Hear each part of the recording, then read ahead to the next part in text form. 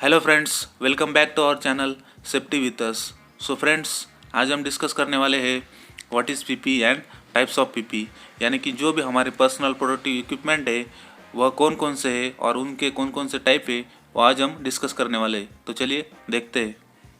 What is PP यानी कि personal protective equipment मतलब क्या है। PPE is an equipment which gives protection to our body from external hazardous condition, यानी कि हमारा जो भी पर्सनल प्रोटेक्टिव इक्विपमेंट है वह हमारी बॉडी को एक्सटर्नल हजार्डस कंडीशन से बचाता है, वह हमें पूरा प्रोटेक्शन देता है। फ्रेंड्स, तो चलिए अब हम देखते हैं टाइप्स ऑफ पीपी, यानी कि हमारा जो भी पर्सनल प्रोटेक्टिव इक्विपमेंट है उसके कौन से टाइप है। तो उसमें से पहला है नॉन रिस्पायरेटरी पीपी और दूसरा है रिस्पायरेटरी पीपी। तो चलिए देखते हैं one by one. Personal protective equipment, जिसे हिंदी में स्वयं सुरक्षा उपकरण भी कहा जाता है, वह एक प्रकार का इक्विपमेंट होता है जो वर्क प्लेस पर होने वाले खतरों से एम्प्लॉय और वर्कर को प्रोटेक्शन करता है और बचाता है। पीपी मुख्यतः कार्यस्थल पर काम होने वाले हजार्ड पर निर्भर करता है, मतलब हर एक काम के लिए अलग अलग पीपीज होते हैं और वह मैनेजमेंट और health safety environment department provide करता है। तो फ्रेंड्स, चलिए अब हम देखते हैं नॉन रिस्पायरेटरी पीपी, मतलब जो भी हमारा नॉन रिस्पायरेटरी पीपी है वह कौन सा है। उसमें से पहला है सेफ्टी हेलमेट, दूसरा है सेफ्टी हैंडलोज, तीसरा है सेफ्टी गॉगल, चौथा है सेफ्टी शूज़, पांचवा है एप्रॉन और 6 नंबर का है एयर प्लग। तो चलिए देखते हैं वन बाय वन। पहला है सेफ्टी हेलमेट। इसका प्रयोग सिर के सेफ्टी के लिए किया जाता है। जहाँ पर भी head injury, fall protection, flying object आदि की संभावना रहती है वहाँ पर सेफ्टी हेलमेट का प्रयोग करते हैं। दूसरा है सेफ्टी हैंडलोज। इसका उपयोग हाथों के सेफ्टी के लिए किया जाता है। जहाँ पर भी केमिकल हो या फिर शार्प ऑब्जेक्ट हो या फिर electrical work, metal lifting work, sharp edges, lifting work हो आदि से हमारे हैंड को प्रोटेक्ट करने के लिए हैंडलोज का उपयोग करते हैं। फ्रेंड्स, तीसरा पीपीज है हमारा सेफ्टी गॉगल, यानी कि सेफ्टी गॉगल का प्रयोग कहाँ कहाँ पर किया जाता है।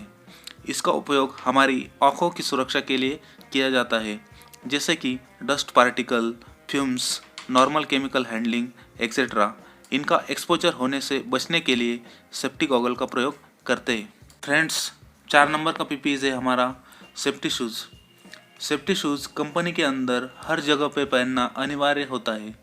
सेफ्टी शूज़ के बिना विजिटर को कंपनी के अंदर प्रवेश करने की अनुमति नहीं होती। यह हमें स्लिपिंग, ट्रैपिंग या फिर इलेक्ट्रिकल शॉक से बचाता है। फ्रेंड्स, हमारा 5 नंबर का पीपी है सेफ्टी एप्रॉन। इसका उपयोग हमारे पूरे शरीर के सेफ्टी के लिए किया जाता है। ऐसा काम जहाँ पर भी पूरा शरीर को इंजरी हो सकती है या फिर हॉट वर्क हो, welding, cutting, grinding, lathe working, ऐसे कामों में सेफ्टी एप्रॉन का उपयोग किया जाता है। फ्रेंड्स, हमारा 6 नंबर का पीपी है ईयर प्लग। ईयर प्लग वहाँ पर यूज़ करते हैं जहाँ पर भी आवाज़ की मात्रा ऊंची है। इसका उपयोग इसलिए किया जाता है कि आवाज़ की मात्रा ज़्यादा होने से हमें हेयरिंग लॉस न हो या फिर ऊंचे आवाज़ से हमारे कान को बीमारी से सामना न करना पड़े।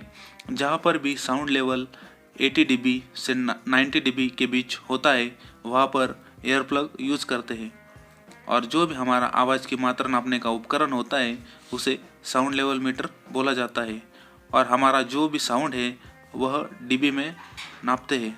डीबी यानी डेसिबल।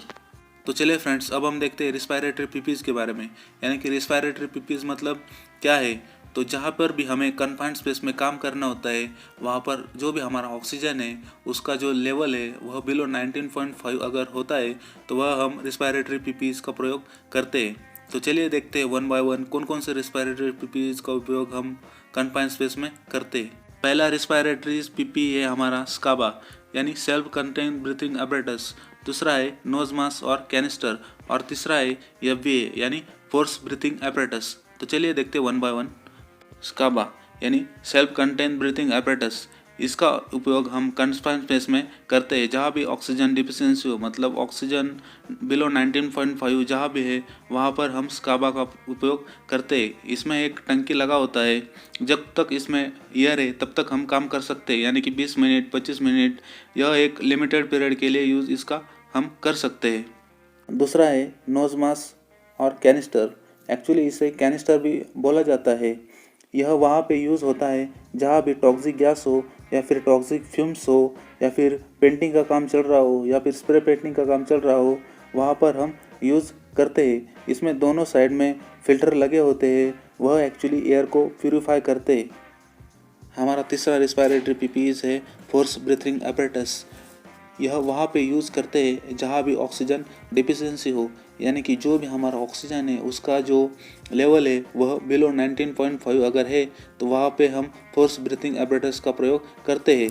अगर हमें ज़्यादा टाइम तक काम करना हो तो हम फोर्स ब्रीथिंग apparatus का प्रयोग करते हैं। इसमें एक लॉन्ग होस कनेक्ट होता है, उससे हम डायरेक्टली ग्राउंड से एयर का जो सप्लाई है वो लेते हैं और उससे हम लॉन्ग टाइम तक काम कर सकते हैं।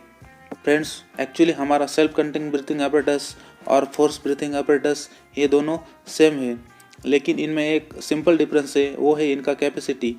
इससे हम शॉर्ट पीरियड तक काम कर सकते हैं और इससे हम लॉन्ग पीरियड तक काम कर सकते हैं। क्यों कर सकते हैं? क्योंकि इसका जो होस है वह लॉन्ग होता है और इससे हम डायरेक्टली ग्राउंड से एयर का सप्लाई लेते हैं। तो this is for today guys. Do like, share and subscribe to our channel. Thank you.